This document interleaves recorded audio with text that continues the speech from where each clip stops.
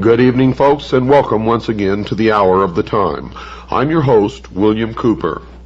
We continue where we left off last Friday night, February the 12th. And I want to quickly reiterate that what you're going to hear does not necessarily reflect my beliefs or my religion or the beliefs of the staff or management of WWCR Worldwide Christian Radio.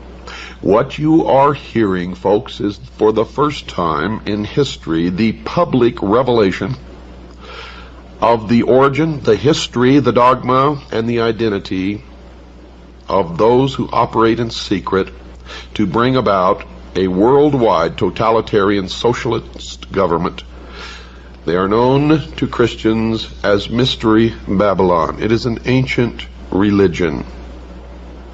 Now get a pencil and paper ready, because if you did not tape last Friday night's broadcast, or if you did not hear it, you must order it. You must order it. You have to have this information. And if you have any possible way to tape tonight's broadcast, either tape it or order this tape. You can order studio quality tapes from us, and I will give you that information later in this broadcast. Make sure, as always, that you have pencil and paper or pen and paper by your side at all times. You will want to write down important portions of this broadcast, and you certainly will want to get our address and phone number and the price of the tapes. Those of you who are smart enough to know what is transpiring here know that these are historic broadcasts, and by making these broadcasts, I have sealed my fate. The sun enters each heavenly sign or house of the zodiac in what is called the 30th degree, and leaves at the 33rd degree. Thus God's Son is said by the ancients to begin his ministry at 30 and dies at 33.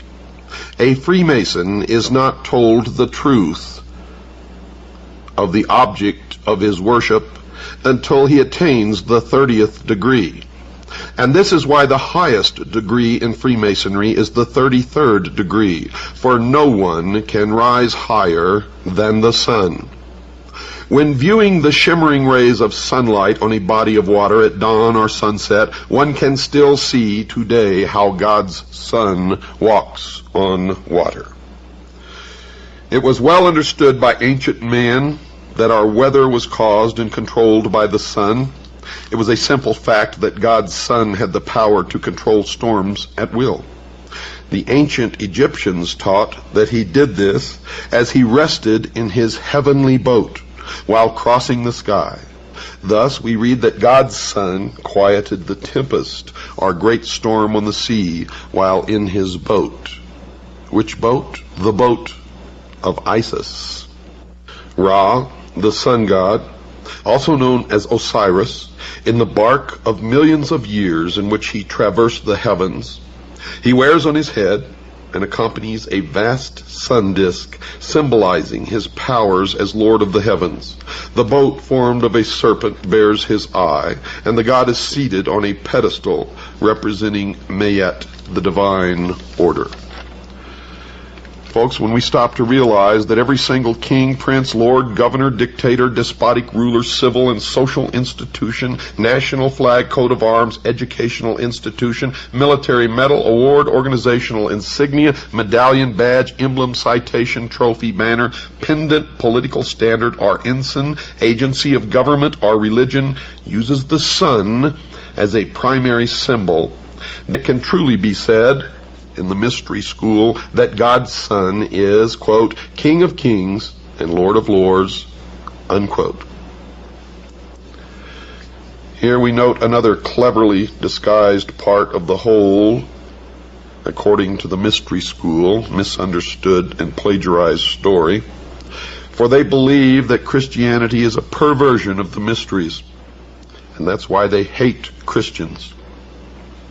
In the ancient world, months were counted according to the phases of the moon. They were called the lunar months on the lunar calendar. Now, since Scorpio, the scorpion, is the astrological sign starting in late October, the first month of autumn, it follows that October, the scorpion, with his deadly backbiting tail, betrays the sun in autumn, leading directly to his death in winter, and is known as Judas. And that's where the October surprise comes from, and I'm telling you right now that Barbara Honegger was a plant. And the 30 pieces of silver were, as the North American Indians would say, 30 moons of silver needed for the month to betray the sun and cause his unhappy death. In relation to this, another interesting point, factually speaking, when a person is bitten by a deadly scorpion, the wound appears to be, or looks like, 2 human lips. The ancients called this the kiss of death. This is why we read that Judas, or October, gives God's son the kiss, leading to his death in winter. And that is the original October surprise. There was an October surprise in France on Friday, October the 13th in the year 1307. Look it up, but in case you don't, I will cover it extensively later. The next point to be made requires first a little background. Christians have always referred to God as the Father. But viewing God as a father didn't start here. It goes back far into the ancient world. The reason is, according to the mystery religion, our planet was always viewed as our Mother Earth, our Mother Nature, and that's where all this Mother Earth and Earth Goddess comes from in the New Age movement. And since rain, the life-bringing fluid, or the semen, falling from heaven, impregnated and brought life to Mother Earth, it was therefore believed that our Father was in heaven. All this life-bringing intercourse between God the Father and Mother Earth would be after a proper marriage ceremony at a spring wedding. In the area today called Israel, anciently called, quote, the land of Canaan, unquote, the sexual fertility rites of spring were celebrated each year in what was called, quote, the marriage feast of Canaan, unquote. And so the New Testament story was, Mother Earth asked God's Son to draw water from the sea for the grapes to make fine wine for the wedding feast. And this marriage feast story is over 5,000 years old, 3,000 years before the New Testament story. And the mystery schools believe it is just one more case of pious plagiarism. Now it is at this point we need to go back to the ancient Egyptians to further understand this story. Though all of the essential pieces of the Christian story were long in existence before Egypt, the only thing different, folks, is the names were changed to protect the innocent. It was with the coming of the pharaohs that the story was finally codified and became religious dogma. Though the story varied in some details from place to place in Egypt, the essence was always the same. God's Son, spelled S-U-N, our risen Savior, was the light of the world, who gave his life for us. Now remember, this is according to the belief of the mystery religion of Babylon. From the Egyptian records, we learn that the newborn son, Horus, was given the title, the Logos, which means the Word. Egyptians further said the Word was made flesh and dwelt among us, and since we enjoy only one Son in heaven, he was said to be the only begotten of the Father. The Word was lost, and that story is told in the Osirian cycle of Isis, Osiris, and the child Horus. And you will learn that the symbol of the Word today is the obelisk, the monolith, the stone. It is also called the lost word of Freemasonry. And I will explain the meaning of all of those things later. Another interesting point not to be missed concerning Horus. Later in Egyptian history, he was given a second name, Isos, or Isis, meaning holder of the light. Still later, in Roman Latin, I became interchangeable with J. So from Isis, we get Jesus. All of this can be read by anyone in a public library, if you so desire. In ancient Egypt, it was said that if you wanted to follow the life of God's Son and thereby live in the light of God's Word, or Logos, one would first have to leave his old ways of life to follow the sun, face to the east. But before beginning this new life in the Word, one must die to the old way of life and be born again.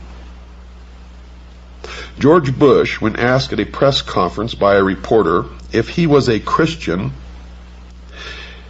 Mr. Bush said this, quote, "If you're asking if I have been born again, the answer is yes," unquote. Your first birth was out of the water your mother formed you in. Because her water broke and your new life began. Rebirth is symbolized by coming out of total immersion in water, or baptism, or being born again.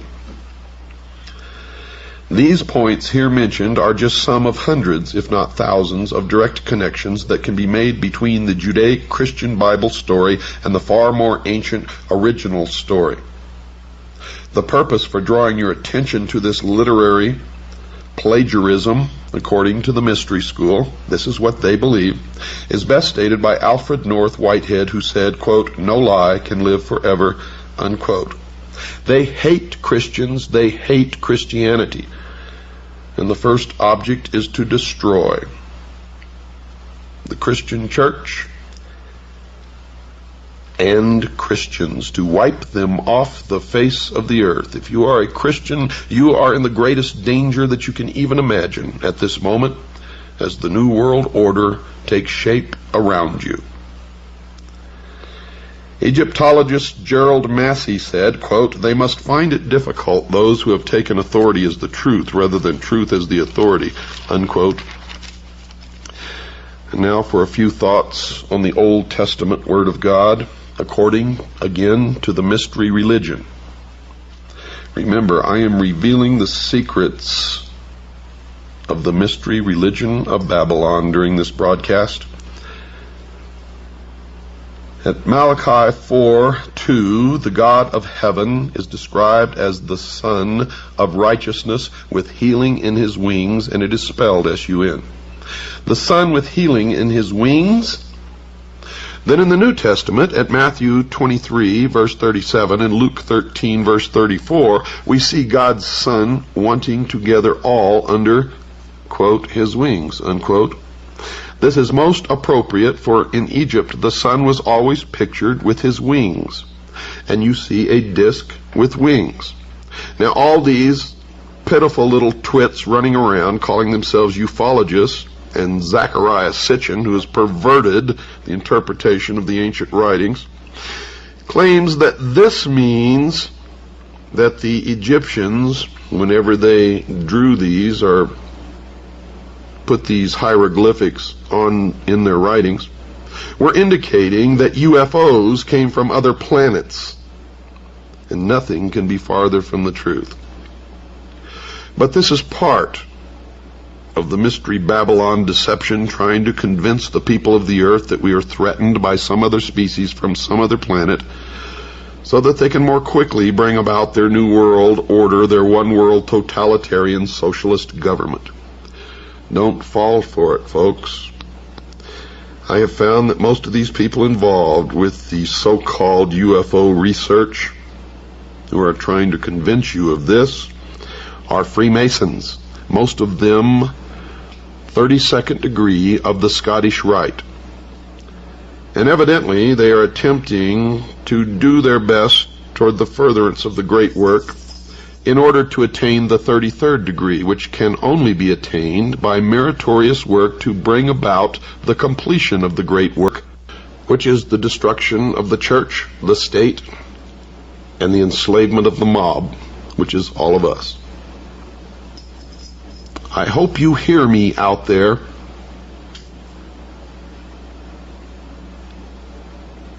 In the most ancient Egyptian understanding of things, mankind was called the sheep of God. And the great orb of day, God's sun, was the overseer, or, in the exact words from the ancient Egyptian manuscript, the good shepherd.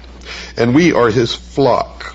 All ancient kings thought of their people as sheep to be pastured, with themselves as the shepherd.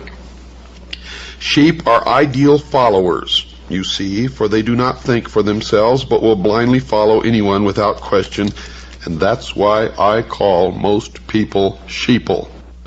It's truly admirable behavior for animals, but it is very, very unwise for humans. Sheep were born to be fleeced and have the wool pulled over their eyes and are eventually always led to the slaughter. Lastly, they end up as a tasty meal eaten by their masters, and their skin, or their hide, or their wool is worn as an apron around a Freemason's waist. How about that? Keep all of the foregoing in mind, folks. We read again from the Old Testament book of Psalms. At Psalms chapter 23, verse 4, we read that old, dog-eared, tired, exhausted, and equally misunderstood chestnut, according to the mystery schools, used by every man of the cloth to put the sheep to sleep. We quote it here. Quote, "Yea, though I walk through the valley of the shadow of death, I will fear no evil, for thou art with me. Thy rod and thy staff, they comfort me." Unquote. Thy rod and thy staff? Here in the book of Psalms, the Old Testament God is pictured with his rod and staff. The rod here mentioned is the king's rod of discipline, and the staff is the shepherd's staff or crook. Now, for the correct understanding of this old verse, any good library book on the Egyptian religion will tell you that the ancient pharaohs were said to be ruling for God's Son, spelled S-U-N, on earth. He was called King of the Kingdom and the Great Shepherd of his sheep. In the hands of the Pharaoh god, whose arms formed the sign of the cross on his chest, were placed the royal symbols of heavenly power: the rod, which was a flail, and the staff. The rod was used to beat those who were disobedient, and the staff with the crook was used to herd the sheep. Incidentally, Jesus is pictured not only with his shepherd's staff, but at Revelations 12, verse 5, and Revelation 19, verse 15, is also said to rule with a rod of iron. And I have pictures here of all of this. You can't see it, but you can go to the library and find this stuff. Our research has been thorough, and we have managed to place members of Kaji within the Masonic lodges, and we have verified everything that we are telling you here now. We have infiltrated the lodge. In Jeremiah chapter 18, verse 2 through 6, and Isaiah chapter 64, verse 8, we see the God of the Old Testament portrayed in a different way. Here, he is said to be the great potter who fashions man on a potter's wheel. Almighty God, the great potter? In Jeremiah chapter 18, let me read to you what it says. "The word which came to Jeremiah from the Lord, saying, Arise and go down to the potter's house, and there I will cause thee to hear my words. Then I went down to the potter's house, and behold, he wrought a work on the wheels. And the vessel that he made of clay was marred in the hand of the potter.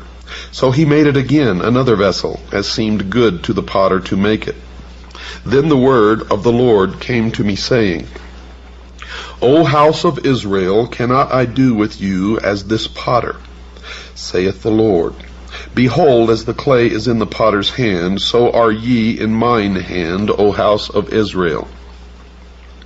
In Isaiah chapter 64, But now, O Lord, thou art our Father. We are the clay, and thou our potter, and we are all the work of thy hand.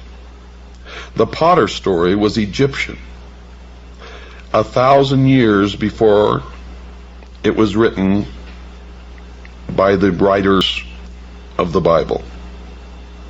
And I have a picture here taken from Egyptian hieroglyphics, and you can find this in a book called The African Belief in God. It shows the hieroglyphics taken right off of the Egyptian temples, and it shows the god Nemu fashioning the body of one of the Ptolemies on his potter's wheel. And here's another picture, the god Nemu fashioning a man upon a potter's table, and behind him stands Thoth, marking his span of life on a staff. In Egypt, God's risen son was Horus. At 12 noon he became the Most High. In this exalted position he became the mediator between God and man. His name was Amun-Ra. Ra equals ray of the sun. His shepherds on earth were called priests of Amun. They would direct their prayers to the invisible God, the Father, through his mediator, Amun-Ra. And God's Son was the great Amun, with his rays. In the New Testament, he, the Son, is still called, at 2 Corinthians chapter 1, verse 20, and Revelations chapter 1, verse 7, and Revelations chapter 3, verse 14, the Amun. At the end of prayers in the temples of Egypt, they would say, Amen. How does that grab you? Now look at the word Israel. Isis, R-A, Ra, El, God.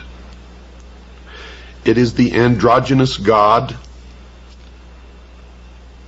and it's been in front of your eyes all the time. All the time, folks. Anyone who goes to any library and does the research that we have done can reveal that the religion of Mystery Babylon is exactly as I have stated it last Friday night and during this broadcast, and will continue to state it because there is a lot more, folks. We have, in fact, not even yet begun. For this is the only ancient portion, the beginning of the ancient worship of Baal, or Baal as some pronounce it. Ba was the sun, El means God. And that was the beginning of the end of our civilization as we know it, if we do not wake up now. I firmly believe, and I live my life according to this, that I owe my first allegiance to my God and Jesus Christ. My second allegiance I owe to the Constitution of the United States of America, and my third allegiance to my family. And the reason my allegiance is that in that order is because God endowed man with unalienable rights. The Constitution protects those rights, and the family is thus able to survive and be protected and thrive. And the family is the basic unit of civilization. Period. And I further believe that any man or woman without principles that they are ready and willing to die for at any given moment that they are called upon to do it are already dead and are of no use or consequence to anyone, not even themselves. Understand what I just said. I have to take a short break, folks. Don't go away. I'll be right back after this short pause.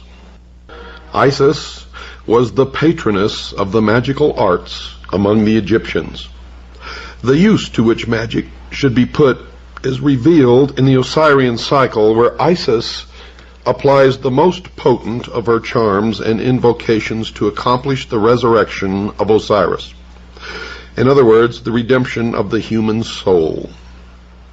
That the gods of Egypt were elements of a profound magical system and possessed a significance far different from that advanced by modern Egyptologists is certain. The various deities of the Nile Valley were elements of an elaborate magical, metaphysical system, a kind of ceremonial Kabbalah. This cannot be denied. But even when impressed with the reality of this fact, the modern Egyptologist still balks. Supposing, he asks, that the Egyptians did possess an elaborate metaphysical doctrine, of what value is its rediscovery in an age when the natural has been demonstrated to be mediocre and the supernatural non-existent?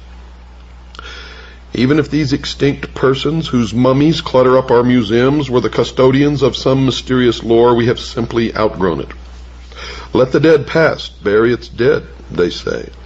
We prefer to live in an era of enlightenment, an enlightenment which you would blight by asking us to espouse the superstitions of our remote ancestors.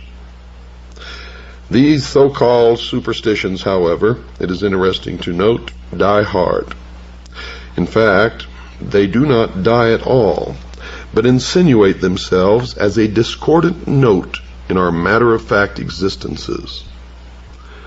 McCall's magazine published some time ago an article by Edgar Wallace entitled The Curse of Amun-Ra, dealing with the phenomena attendant upon the opening of the tomb of the pharaoh Tutankhamun.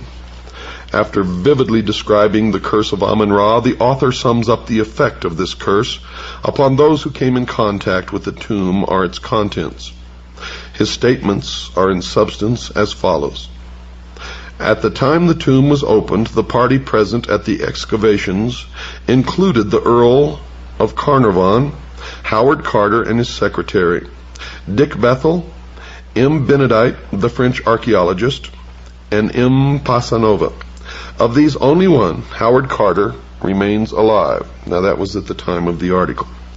Colonel Aubrey Herbert, Carnarvon's half-brother, and Evelyn White, who also entered the tomb, were both dead within a year, one by suicide.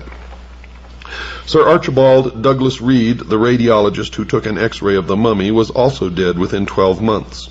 And Professor Lafleur of McGill University, the first American scientist to examine the death chamber, did not leave Luxor alive.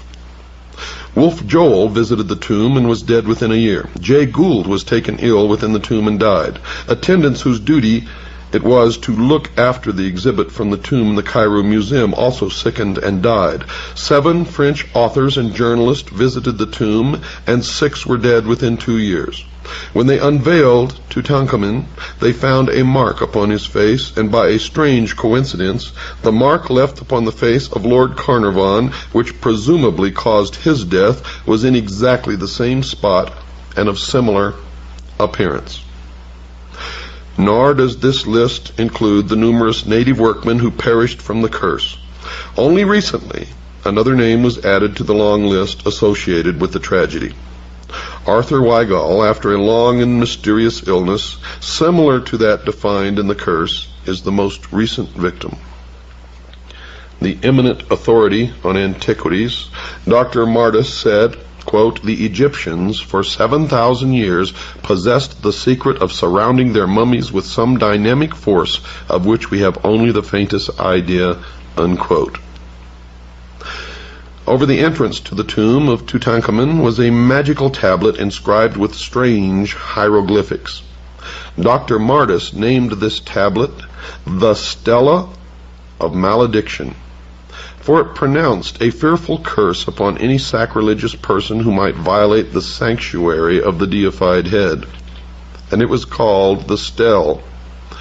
The words upon the stela were as follows: "O ye beings from above, O ye beings from below, Phantoms riding the breaths of men, ye of the crossroads and of the great highways, wanderers beneath the shade of night, and ye from the abysses of the west on the fringes of the twilight, dwellers in the caverns of obscurity, who rouse terrors and shuddering, and ye walkers by night, whom I will not name, friends of the moon, and ye intangible inhabitants of the world of night, O people, O denizens of the tombs, all of you approach and be my witnesses and my respondents.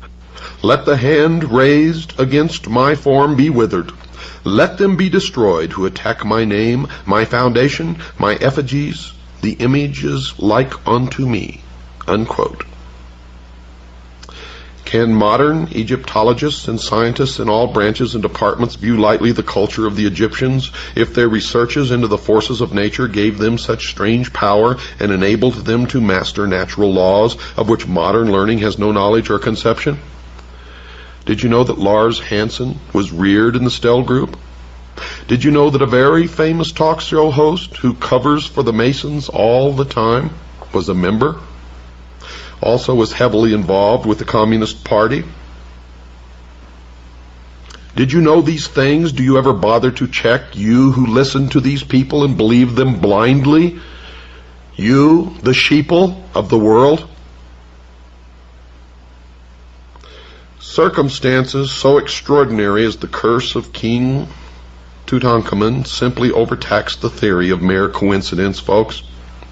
Nor is this an isolated case, as those will remember who read the accounts of the Cleopatra mummy curse many years ago. It will also be noted that in this age of moral certitudes, the story of the Tutankhamun curse had no sooner been broadcast than several of our large museums were deluged by gifts of Egyptian antiquities from private individuals who no longer desired to own them. And these persons, most of them well educated as modern education goes, were not superstitious. They were just careful. The following article appeared in an English newspaper in 1923. Quote, "The death of Lord Carnarvon has been followed by a panic among collectors of Egyptian antiquities.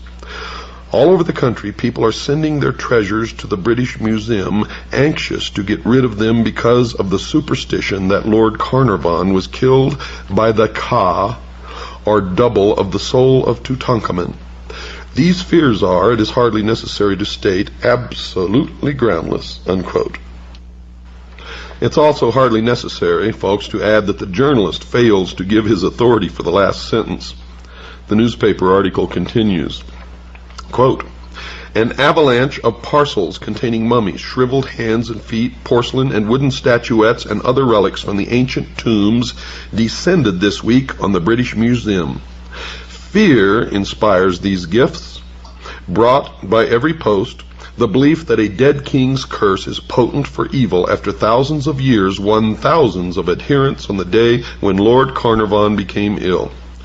Few of the parcels received at the museum bear the sender's name. The owners, in their eagerness to wash their hands of the accursed things, have tried to keep their identity secret. The British Museum is a godsend to the superstitious. It offers a means of shifting the liability to expert shoulders.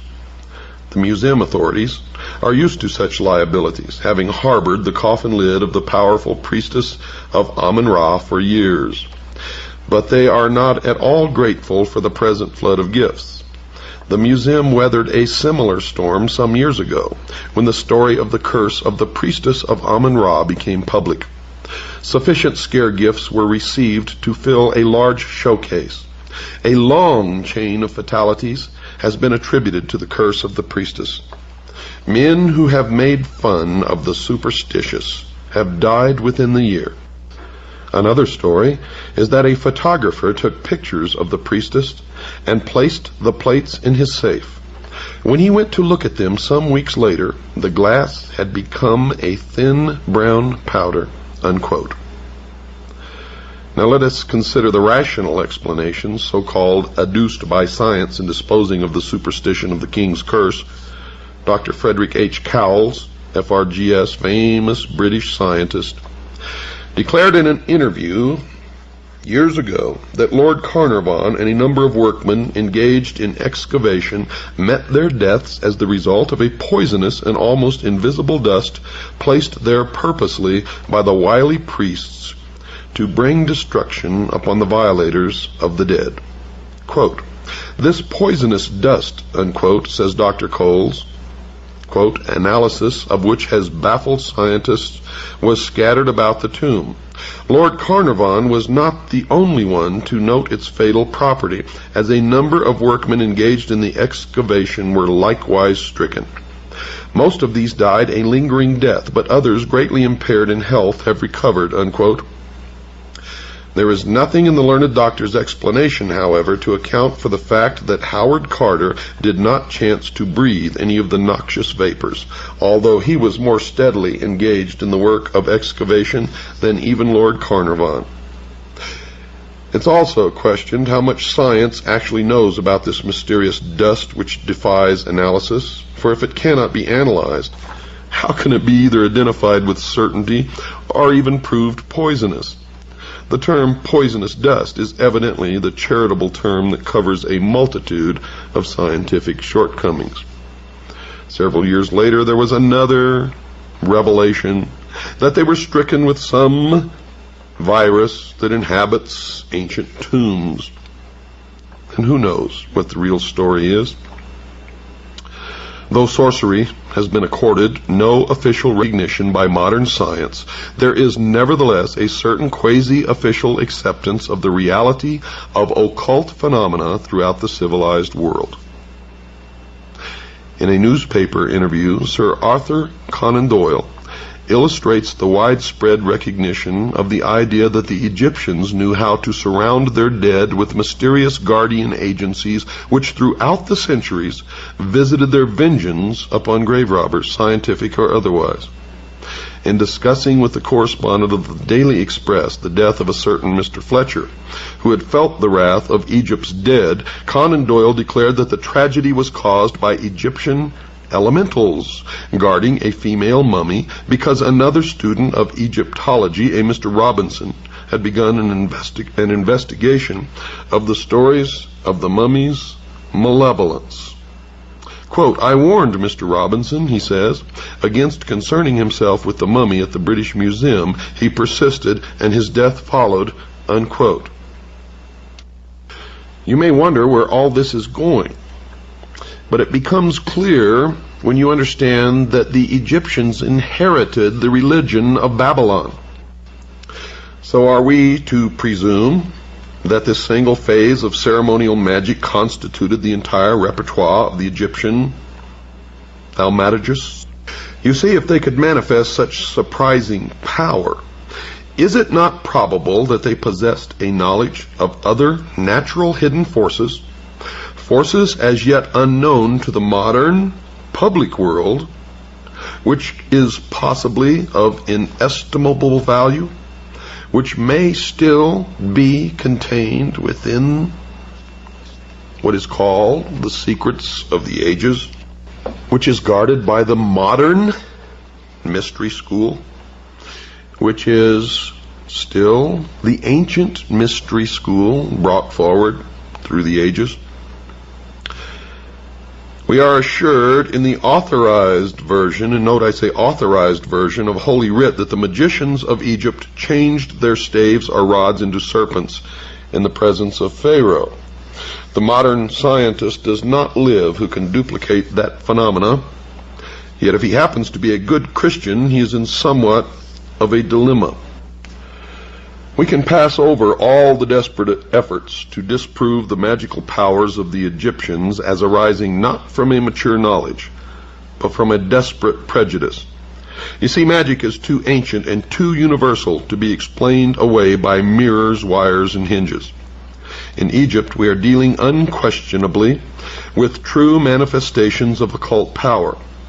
The learned author of Art Magic presents what may be accepted as a reasonable, accurate estimation of the priest-magicians of the old Egyptian mysteries.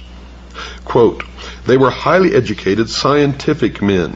They understood the nature of the lodestone, the virtues of mineral and animal magnetism, which together with the force of psychological impression constituted a large portion of their theurgic practices. They perfectly understood the art of reading the innermost secrets of the soul, of impressing the susceptible imagination by enchantment and fascination, of sending their own spirits forth from the body, which many modern metaphysical teachers claim that they can do, as clairvoyants under the action of powerful will. In fact, they were masters of the art now known as mesmerism, clairvoyance, electrobiology, etc. They also realized the virtues of magnets, gums, herbs, drugs, and fumigations, and employed music to admirable effect, and no one since has been able to perfect or even come close to their art of embalming the dead. The highly gifted Egyptologist Lenormant acknowledges Egyptian magic as an essential part of their religious philosophy. James Bonwick, FRGS, thus summarizes the powers possessed by Egyptian adepts. Quote, Egyptian mystics could levitate, walk the air, handle fire, live underwater, sustain great pressure, harmlessly suffer mutilation, read the past, foretell the future, make themselves invisible, and cure disease. Unquote. Now, I have no idea whether to believe that or not, but that is what this expert says. Now, if you doubt the power of magic wielded by the priests of Mystery Babylon, listen to this. For we can compare James Bonwick's account with some other news from Tibet, another land long famous for magic. Dr. Alexander Cannon, a distinguished scientist, a doctor of medicine, a celebrated psychiatrist, a master of arts, and a fellow of the Royal Geographic Society, brought back a strange record from the land of the Lamas. He claimed he saw a tree withered by a pointed finger, a dead man raised to life, the Grand Lama surrounded by a blue aura 3 inches thick, and a human being lifted into the air by pure mental effort. The London County Council called upon Dr. Cannon to resign his post as the head of a noted institution for his remarks, but later, strangely enough, after further inquiry, withdrew the demand.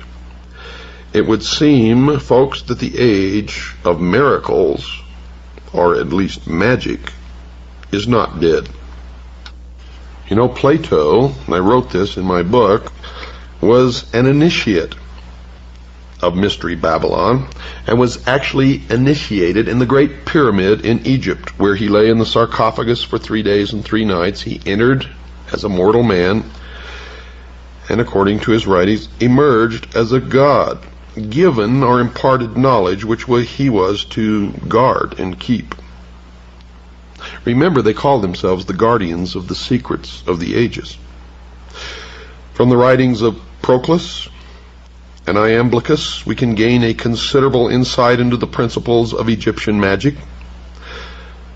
To the old philosophers, even Pythagoras and Plato, magic was no mystery. According to Proclus, the initiated priests so fully understood the mutual sympathy between the visible and invisible worlds that they were able to change the course of action and focus divine virtues upon inferior natures. And according to Plato, the highest form of magic consisted in the divine worship of the gods, plural.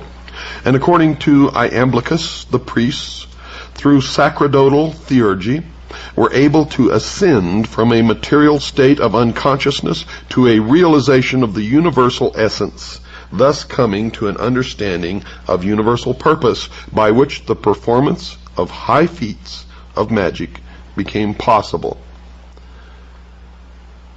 Thousands of years later, Aleister Crowley claimed the same thing. Now, this is significant. It's proper at this point to establish a clear line of demarcation between magic and sorcery. You see, the term magic was not associated with occult jugglery by the Egyptians, but arose from a profound understanding of natural law. Magic, said General Albert Pike, and you will be hearing an awful lot of General Albert Pike during this series of shows. Magic, says General Albert Pike, is the exact and absolute science of nature and its laws. Unquote. From the knowledge of this absolute science arises occult science. Occult merely means hidden, folks. From experience in occult science, in turn, arises the theurgic art. For as surely as man has adapted his physical universe to his purposes, so surely the adept of the mystery school adapts the metaphysical universe to his purposes. To acknowledge that the Egyptians possessed the power of adapting mystical forces to physical ends is to bestow upon them proficiency in the most perfect and difficult of the arts, according to the mystery religion of Babylon. Yet to deny this ability on the part of the Egyptian priests is to deny the evident, and we must resign ourselves to the undeniable fact that they possessed a form of learning which has not been conferred upon this present race, at least publicly. Men like Aleister Crowley have proven that it has been passed down through the ages and is kept and practiced secretly by those who call themselves the guardians of the secrets of the ages. Now, folks, we are in desperate need of money to help pay for airtime. If you like this show, if you want it to stay on the air, then please reach down in your pockets, contribute the most that you can possibly afford. Make your checks out to WWCR, not to me. This is going straight to the radio station to pay for airtime. Not one single penny of it goes in my pocket, or anybody else's for that matter. It goes to the radio station. Make them out to WWCR. If you would like a list of tapes or available materials, or would like an information packet, or learn how to join CAGI, the Citizens Agency for Joint Intelligence, then send your checks, your donations made out to WWCR, and your request for information to P.O. Box 889, Camp Verde, Arizona, 86322.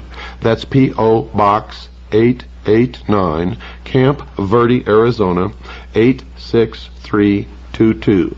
Or you can just call Stan and ask him to send you a packet of information. He'll also tell you the price of tapes, whether you're a CAGI member or not. The price is different depending upon that. Call Stan at 602-567-6109. That's 602-567-6109. If you write in, please address the envelope to Stan, S-T-A-N. Good night, folks, and God bless you. And remember, this is what can happen if you just wake up.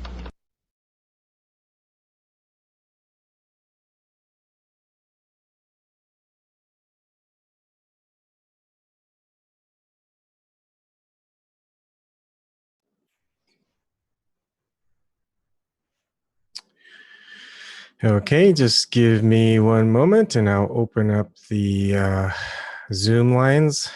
So for people who have not been to any of my, or are, I should say, type of live streams, what we do is we let people, anyone public, come in and either talk about the topic at hand, which is, of course, what I just live streamed or restreamed. And also, well, sometimes we do these open topics, or if you go to Ryan Bannock's channel, he does an open topic, which you can talk about any topic. We just ask that you don't take away other people's chance to speak, and pretty much anything goes. We ask not for you not to troll too much. If you want to troll, you know, lightheartedly, that's fine, if there is such a thing as lighthearted trolling. But if you want to troll, there's more people, bigger people. You can go troll too. I mean, there's only 15 people watching. One of them's me, so you're not really getting a big laugh out of anything, I guess. Give me 1 second. I got to make a little change here. If I stop video, what happens? There you go.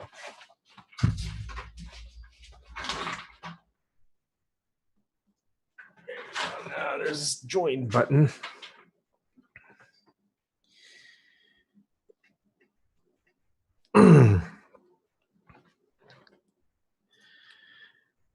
So again, this is just hour 3 out of I think there's total of 43 hours. So you got 40 more of these to go, and then I'm gonna also do one where he does a kind of a talk where people go in and they listen, and someone recorded it. It's not the highest quality, but it's about 10.5 hours long.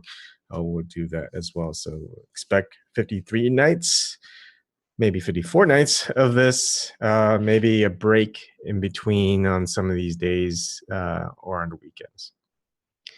Yeah, I know, Fly. You've been busy. I've been busy. I'd like to do stuff during the day, but I'm just kind of wrapped up in a lot of housework. So tonight was hour 3, Egyptian magic, and there really isn't much to talk about this one because it's just a lot of informational stuff and not necessarily anything that pertains to the current events of that time, which is 25 years ago, or the current events of today. It's kind of leading up to information that's going to be pertinent in future live streams. So that is it for tonight. If nobody wants to join and discuss anything, James, Man and Talk with James will be starting his stream at about, let's see, 9:30, 12:30 Eastern time, 9:30 Pacific time. So that would be about an hour, 40 minutes from now. Let's see. No, wait, it's 11:50. 40 minutes from now. I forget I'm not in the Eastern time anymore. What's interesting about the Egyptian magic that he's been talking about is just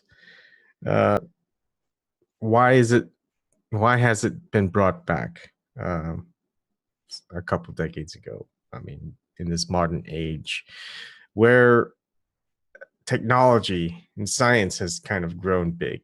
So why is magic all of a sudden coming back? And we see magic in a lot of movies these days and a lot of fiction, and it's starting to grow. Remember when fantasy, I remember when I was reading stuff like Dungeons and Dragons, Dragonlance books, and basically fantasy books. And people, I remember, I just got the sense that when people saw me reading these fantasy books, they're reading, why aren't you reading anything good? Like, I mean, Flowers of Algernon was good. I like Flowers of Algernon. Fiction. I love Catcher in the Rye. I mean, those seem like more of the fiction books to actually read, and people will say, hey, those are classics. That's awesome. Those are good books, good stories. But then they see you over in the fantasy section. They're like, why are you reading those things? Those are like junk stories. But now it's the cool thing. You're a geek, you're a nerd, you read any of that stuff, fantasy, you're big into Game of Thrones. You're the cool kid now, I guess. So you don't have to be ashamed at being at the fantasy aisle in the bookstore, if there are bookstores anymore. Harry Potter was really big. There's a lot of stuff in there that's pretty interesting. Anyways, I want to kind of make this a short night because there are other things I'd like to do. Not necessarily stream-wise, but stay tuned for James with Man to Talk. I don't know if Ryan Bennick is streaming tonight. Maybe he is, but I just didn't see it. Nope. but everyone usually has a day off. So, all right. I'll see you guys. I'll probably hop into James's channel. And tomorrow night will be hour 4. And Snork, I think Snork, hopefully if I could talk Snork into it, he's also busy.